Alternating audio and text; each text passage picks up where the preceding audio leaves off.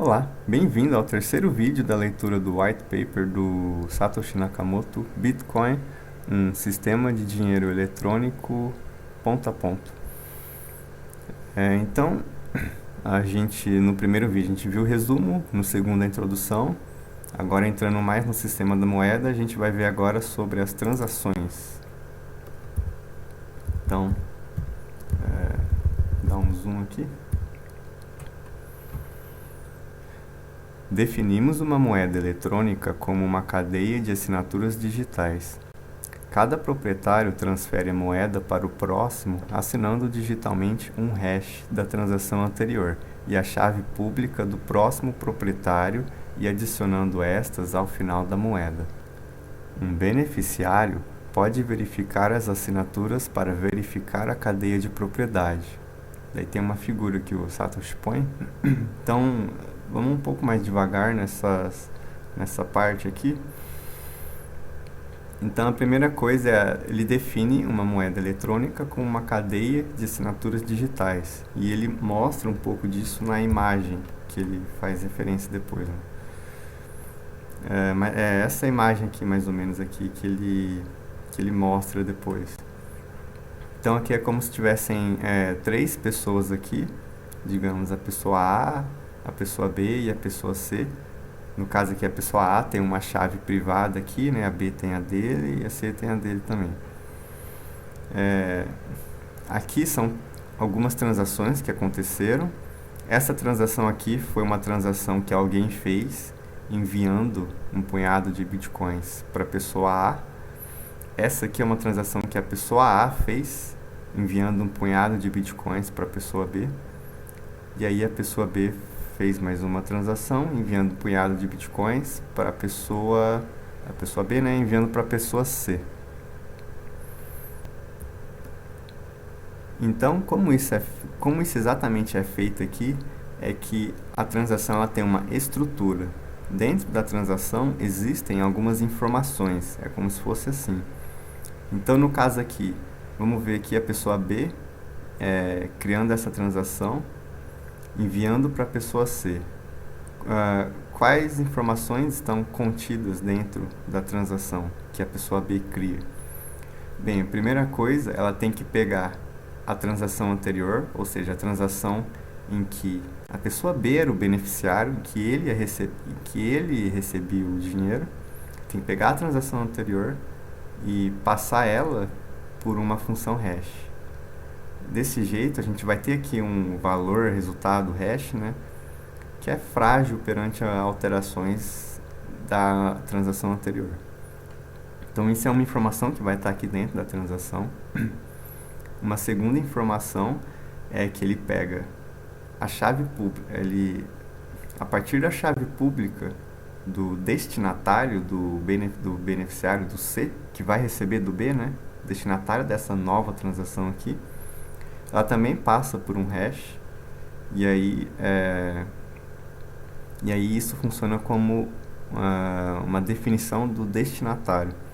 Antigamente se usava a chave pública diretamente para se definir o destinatário, mas eu não sei, não tenho certeza disso, né, se realmente era usado assim. Eu sei que era mais possível. Eu não sei se ainda continua possível ou não. Mas, no geral, a gente não manda Bitcoin, digamos assim, para a chave pública de um destinatário. A gente manda para o endereço de Bitcoin do destinatário, né? E esse endereço do Bitcoin ele é calculado a partir da chave pública. Ele é basicamente, essencialmente um hash da chave pública, assim, né, do destinatário. Então, esse é o endereço de Bitcoin. Então, é basicamente o hash da chave pública do destinatário. Então, essa é uma segunda informação que fica dentro de uma transação. Nesse caso, a chave pública não ficaria dentro da transação. Então, eu colocaria isso aqui fora, né, mas não sei. E aí, finalmente, usando a chave privada, o B, ele assina digitalmente essas informações. E aí a gente tem a assinatura do B. E aí, a partir dessa transação, o dono C, o proprietário C, né, ele pode criar uma próxima transação gastando esse punhado de bitcoins, digamos assim. Existe existe um material, né, complementar em que também é mostrada essa mesma coisa, né, de outra maneira. Seria o PDF 4 aqui, em que a gente vê então como que uma pessoa azul ela monta uma nova transação que vai ser colocada aqui. A pessoa verde aqui, no caso, ele é um nodo, né, da rede. E no caso aqui, a pessoa verde aqui, ela também vai receber, vai ser o destinatário dessa transação que o azul quer criar. Então, houve uma pessoa vermelha que criou uma transação e mandou para o azul. E o azul quer criar uma nova transação, saindo do azul e indo para o verde. Então, para fazer isso, ele vai precisar de 3 ingredientes, tá certo? Inclusive, um ingrediente não era mostrado ali na figura que o Satoshi resolveu colocar, né? Mas existe um ingrediente a mais aqui, né? Entrando um pouquinho mais a fundo. Então, o primeiro ingrediente a gente já viu, que é você pegar, ele tá como se fosse o azul aqui, né? Criando a próxima transação. Ele pega a transação anterior, em que ele próprio é o destinatário, e pega o hash dessa transação anterior. Então aqui ele simplesmente pega a transação em que ele foi o destinatário e tira o hash dessa transação, tá certo? Então a gente tem aqui simplesmente um hash aqui, né? E aí isso aqui é o primeiro ingrediente dessa transação que o azul quer fazer. Por enquanto eu estou representando essa transação como um envelope aqui, porque por enquanto ele está bolando uma mensagem de transação. Aí ele envia essa mensagem de transação e aí a partir dessa mensagem o verde vai conseguir elaborar a transação em si, construir o cano, digamos assim, né? Então esse hash da transação anterior significa que esse hash estando dentro do envelope, e futuramente esse envelope vai ser assinado digitalmente pelo azul, isso significa que o envelope, ou seja, a próxima transação, ela é frágil perante a transação anterior. Então esse é o primeiro ponto, em que toda transação é frágil em relação à sua transação anterior. E o segundo ponto é que esse hash aqui da transação anterior, ele também é usado para que o verde encontre onde que está essa transação anterior. Então isso é usado também como ele é como se fosse ele passa por um mapa e ele acaba chegando nessa transação anterior, porque ele precisa saber onde que ela está, né? Onde que ela deveria estar, porque tem milhares e tudo mais, né? Então ele precisa saber onde que estaria essa transação, né? Mesmo porque o azul poderia ter várias transações em que ele poderia gastar, digamos assim. Não, às vezes não era essa, era alguma outra. Então ele tem que saber onde que estaria, qual transação exatamente que ele está querendo partir, né? Está querendo estender a partir dessa transação aqui, né? A partir daqui. Então, também é usado para isso, esse primeiro ingrediente. Então é o hash da transação anterior, né? O hash da transação anterior. Acho que mostrando aqui em desenho fica mais fácil de entender também o propósito aí de cada ingrediente, digamos assim. Então, o segundo ingrediente, ele diz respeito ao destinatário. Então, no caso aqui, o Satoshi, ele representou aqui pegando a chave pública do destinatário e tirando o hash dela, né? Aqui a gente pede o endereço de Bitcoin para o verde, né, que é o destinatário, né, o azul aqui ele pede para o verde o endereço de Bitcoin e o verde ele pode produzir esse endereço de Bitcoin. Como que ele faz isso? Ele simplesmente tem o par de chaves dele ali, né, do próprio verde e ele pega a pública e tira o hash dessa chave pública aqui, que é basicamente o que estava fazendo aqui, né? E aí esse hash, ele é essencialmente o endereço de Bitcoin. Então, isso aqui vai ficar na ponta direita do cano aqui, né, da próxima transação. Então isso aí basicamente é o segundo ingrediente, que é basicamente a borda aqui da segunda transação. Isso serve para que essa transação, tendo essa borda aqui de saída aqui, né, no lado direito, Isso vai prevenir que outras pessoas gastem essa transação. Só o verde vai conseguir gastar essa transação. Então é para isso que serve esse segundo ingrediente. Então ele elimina outras pessoas, a possibilidade de outras pessoas gastar essa transação. Só o verde vai conseguir. Então ele afunila aí, basicamente, né? E o terceiro ingrediente, que este aqui não foi muito bem, isso aqui não foi realmente representado aqui, mas o próprio azul, ele precisa enviar a chave pública dele. Então isso aí é um terceiro ingrediente dentro da transação, ele envia também a chave pública dele. Então dentro do envelope também tá lá. E aí essa chave pública vai ser usada em dois momentos diferentes. Primeiro, antes dele de fato enviar o envelope, né, com todos esses ingredientes dentro, ele assina o envelope digitalmente. Então ele pega. É importante aqui que ele pegue a chave privada que deu origem àquela chave pública, tá certo? Com a chave privada, ele assina digitalmente o envelope. Então é um envelope digitalmente assinado aí pelo azul. E aí sim ele envia, né, que é a parte da assinatura aqui, tá certo? A assinatura do B aqui, né, do azul. E aí ele envia esse envelope digitalmente assinado pro verde, de verdade agora, né? Aí o verde ele vai receber essa mensagem de transação e vai preparar então uma transação nova para ele incluir na blockchain aqui, né? Na estrutura da em um bloco que aí vai representar a blockchain. Mas a gente não está olhando para os blocos por enquanto, a gente só está olhando para as cadeias de transações. Uma, um encadeamento lógico aí das transações. Então, a primeira coisa que ele faz, ele pega a própria chave pública que está já dentro do envelope e ele verifica a assinatura digital usando essa chave pública. E aí ele verifica se a transação, se a assinatura bate ou não com o conteúdo do envelope.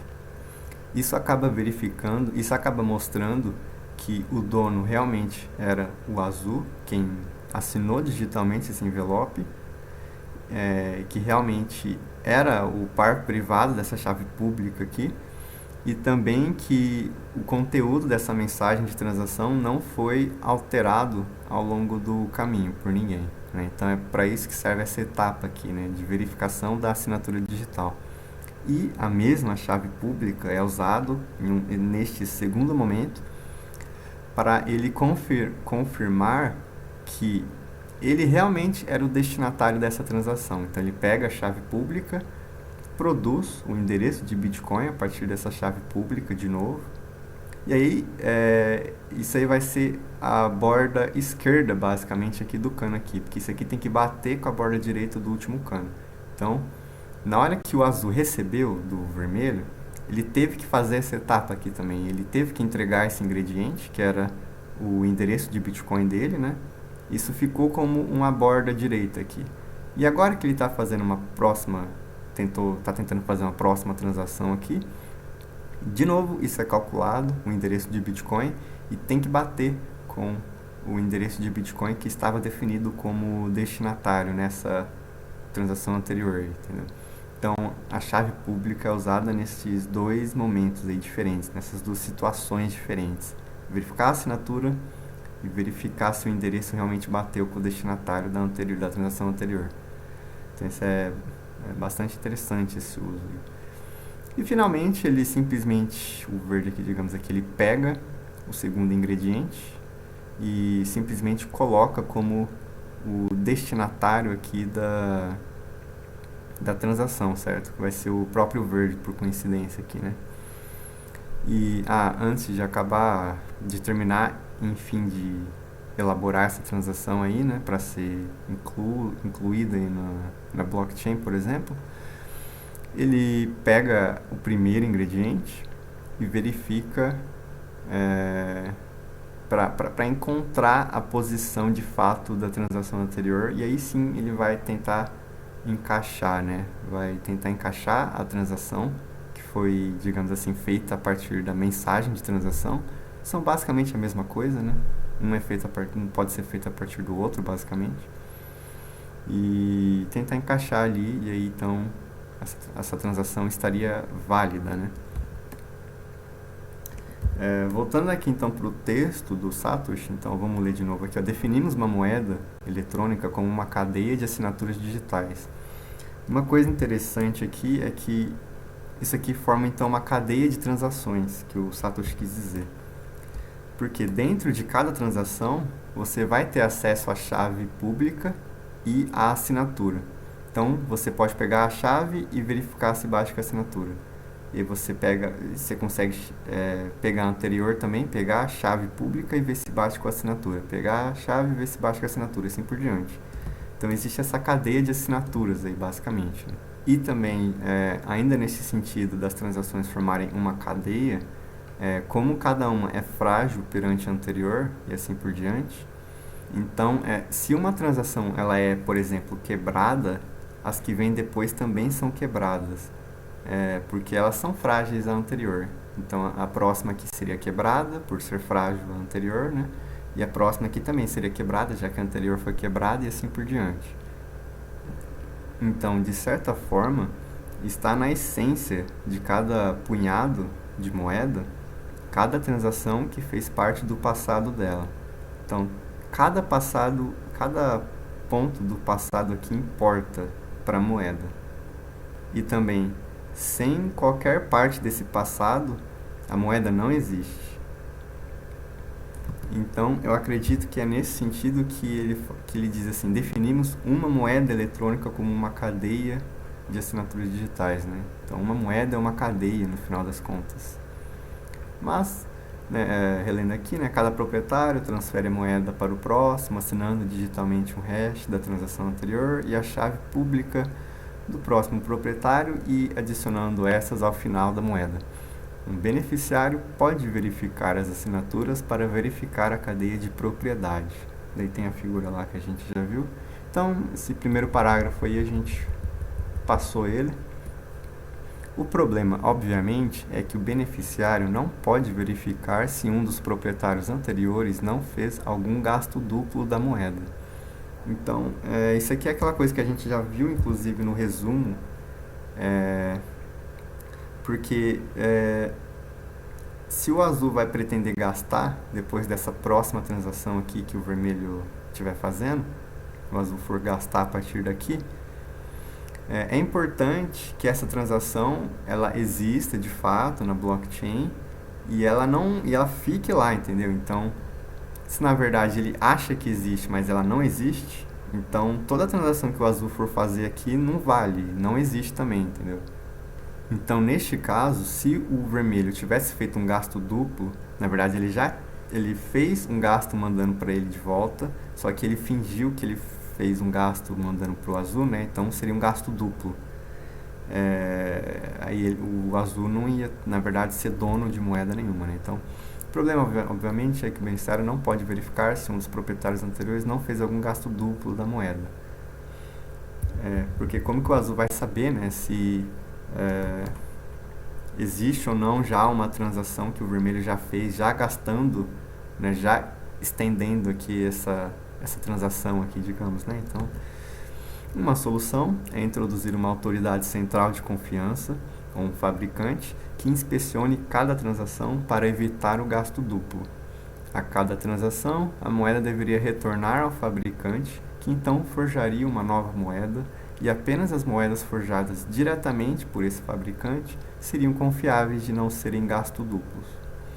O problema desta solução é que o destino de todo o sistema monetário dependeria da empresa que for o fabricante, e cada transação teria que passar por ele, tal como acontece em um banco.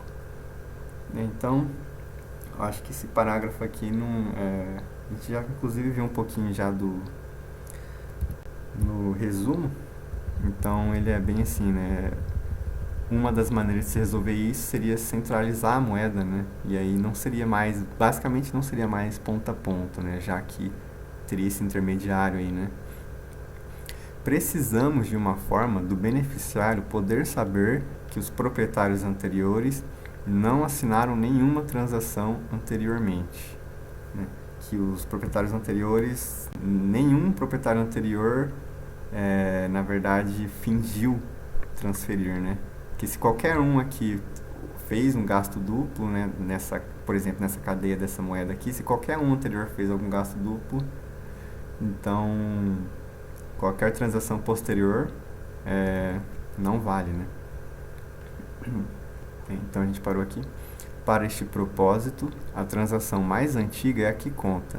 Então não precisamos nos importar com tentativas posteriores de gasto duplo. O que o Satoshi quis dizer nessa parte aqui é que, uma vez que a gente vai usar blockchain de qualquer forma, né, uma vez que a gente já sabe que não houve gasto duplo, então estamos seguros. Então, se o Azul recebeu essa transação, ele teve conhecimento dessa transação aqui, que ele está recebendo dinheiro, e ele sabe que não houve gasto duplo, por exemplo, ele sabe que por enquanto não houve um gasto duplo, então ele está seguro. Porque uma vez que ele sabe que a transação dele que vai para ele, né, já foi incluída na blockchain, então ele meio que já sabe que uma transação querendo desviar dinheiro não vai acontecer, porque ela vai ser bloqueada, não vai conseguir entrar na blockchain, entendeu? Então, a não ser que a blockchain seja reescrita, né? A gente vai ver mais pra frente, mas ele quis dizer basicamente que ele só precisa se importar se no passado houve já um gasto primeiro, já houve um primeiro gasto daquela transação. Basicamente isso que ele quis dizer aqui, né? Que saber isso vai ser o suficiente para ele ficar seguro, né? Então ele está fazendo aqui, assumindo isso, né?